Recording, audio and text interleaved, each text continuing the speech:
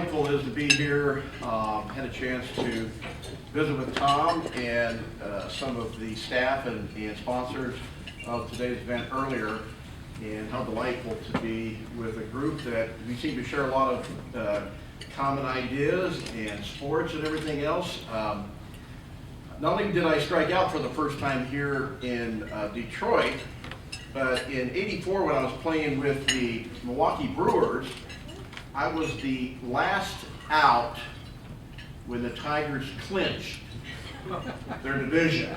Thank you. Now, to give you a little insight into that at bat, which is kind of unique and different, because you may not think that a major league player would have this kind of a mindset.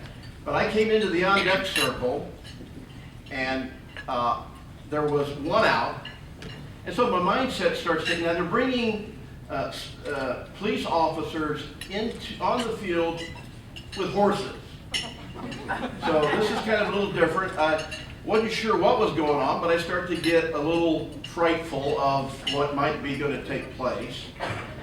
And instead of thinking of how I was going to get hit and try to get on base, I started to think, now wait a minute, if I get a hit and I'm on base and somehow I get to second base when the last out is made and fans rush the field, do I want to be out here?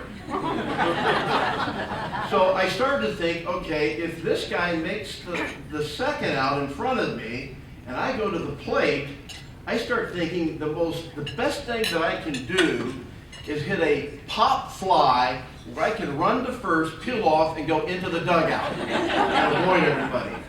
So that actually was my mindset. That's actually what happened. And then we come outside, and you know, there's just great fans here. I mean, the billboards are on fire, they're being torn down.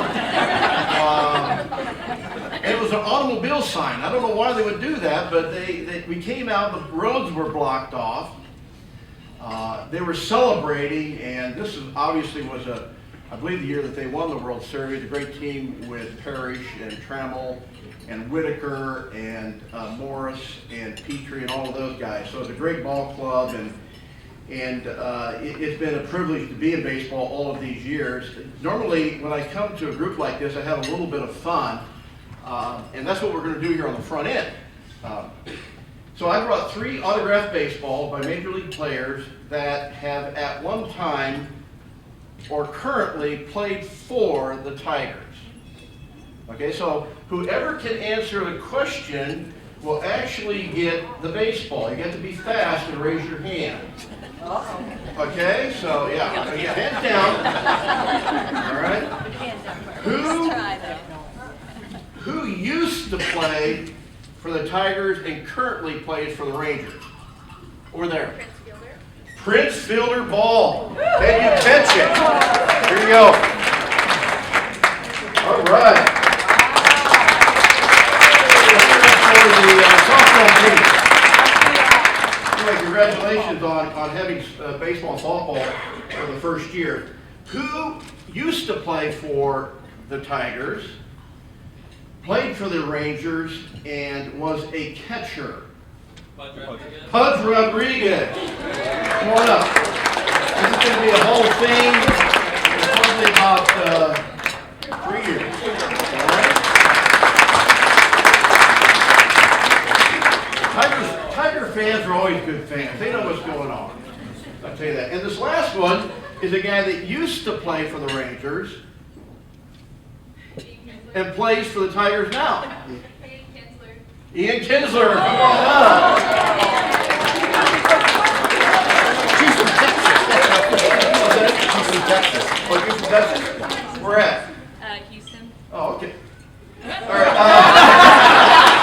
I'll tell you an example. One time I was in the dugout post my career, and I was going to throw out the first pitch at one of our postseason games. And Johnny Oates, the manager of the Rangers, we're sitting there in the dugout talking, and he says to me, he goes, "Are you nervous about throwing the first pitch out?" And I said, no, why? He goes, well, you have 2 different color shoes on. And I looked down, sure enough, I had 2 different types of shoes on. And so he started setting in a panic, and like everybody in the stadium is going to see that I have 2 different kinds of shoes on. But the funny thing about it is that, you know, they're the same, they were the same style shoe, but one was black and one was dark maroon. Okay, I kind of let myself off the hook a little bit. The funny thing is that I wore them the night before, and I just jumped into them that day to go on. So I wore them 2 days in a row without even going. I want to, before I get into the message today, really is to tell you a little bit of what has been the most complicated series of signs I ever had with a pitcher. Now, Taylor, you know that because of pitchers, you have to keep things simple, right? I mean, they get any pitchers here that are afraid to hang their hand up. I don't know what it is, the altitude of the mound that gets them to be a little, dizzy, and sometimes they lose track of things. But anyway, Gaylord Perry, a Hall of Famer. Now, I have caught 8 Hall of Fame pitchers in my career. My first last game, first Ferguson Jenkins, last Nolan Ryan, and had the chance to be able to have that experience to catch those guys and learn from them. Gaylord Perry was probably one of the most competitive guys I ever caught, one of the older guys. Some of you younger people would not know, but he had a set of signs. He got paranoid always that the other team was picking up his signs. And so generally, with nobody on base, you put one finger down and the pitcher knows what it is. When there's a runner at second base, you give a multiple of signs so that the runner doesn't figure them out and relay it to the hitter, because that can happen. A base runner, a good base runner who can pick up signs at second base will either relay it with his head by turning either direction, he'll do something with his hands, or something with his feet. And so you have to watch out for that all the time. Gaylord didn't wait until there was a runner at second base. We gave a multiple of signs all the time. And it went like this. Now normally, in both leagues, standard signs for all pitchers: 1's a fastball, 2's a curve, 3's a slider, 4's a change. Standard. Well, he had, instead of 1 was a fastball, he had 1 was a fork ball, 2 was a fastball, 3 was a curveball, 4 was a cut fastball, and 5 was a spitter. It's an illegal pitch. And he called it a super sinker. Because it goes down real fast, and it's hard to hit. And so he had 5 pitches. All right, whatever finger I first put down, you start counting at that number. Whatever finger I put down after that, you just add 1. When you get to 5, you start over at 1. And whatever I stop on, that's the pitch. So I go 2, 3, 4, 5, 1, 2, 3, 4, 5, 1, 2. Now I'm getting a little confused.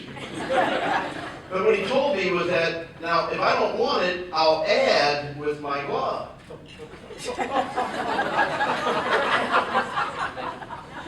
So let's go 3, 4, 5, 1, 2. 3, 4, 5.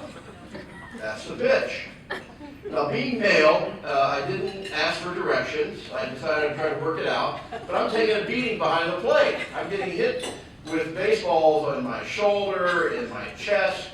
So finally, after 3 days, I sat down. I said, there's something I don't know about these signs. You're going to have to tell me. And he says to me, what I found out is that as he added with his glove above the waist, he was subtracting below. So it would be 2, 3, 4, 5, 1, 2, 3, 4, 3, 2, 1, 2. He had enough goal to come up and go, I think the other team's picking up the signs. I don't know the signs, and I'm giving them to you.